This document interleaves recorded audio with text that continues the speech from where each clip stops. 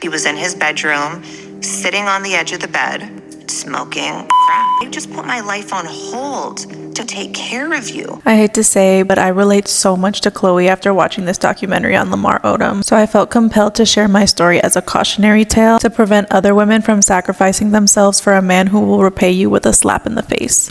This is a hard story for me because I don't want to villainize my ex. The only one to blame for my self-sacrificing is me. But basically, a few years ago, I fell in love with someone who cheated on me in a very publicly humiliating way. So I cut him off immediately. But a week later, I get a call from his cousin telling me he was a victim of gun violence. He's completely fine now. But in the moment, I was extremely triggered because I had received a similar call about a friend passing away just the year before. So the community organizer and me immediately went into rapid response. He asked me to make a GoFundMe for him to help with rent so he wouldn't have to work. I started doing grant applications for him, and I had gotten him a subsidized apartment through my job to help him with his expenses. In the end, I helped raise about $40,000 to help him with rent money. Then a friend of his told me he was spending all the money to make it rain in the At that point, we had a fallout, and I just moved on because I'm not interested in judging how people heal from their trauma. But then it turns out his friend was telling the truth because he stopped paying his rent at the apartment managed by my job. And so my bosses and coworkers started hounding me to try and get him to pay his rent. And after about a year of trying to navigate this situation at my job, he was finally evicted after racking up $20,000 in unpaid rent, and I was diagnosed with stress-induced PCOS. It's easy to make my ex the villain, but I was to blame. In this documentary, Khloe says she thought, if I love you enough, I'm gonna make you better. This is what I thought, and this is the trap that so many women fall into. But learn from Khloe and I, when someone shows you who they are, believe them. My ex publicly humiliated me, and I rewarded him with an apartment and $40,000.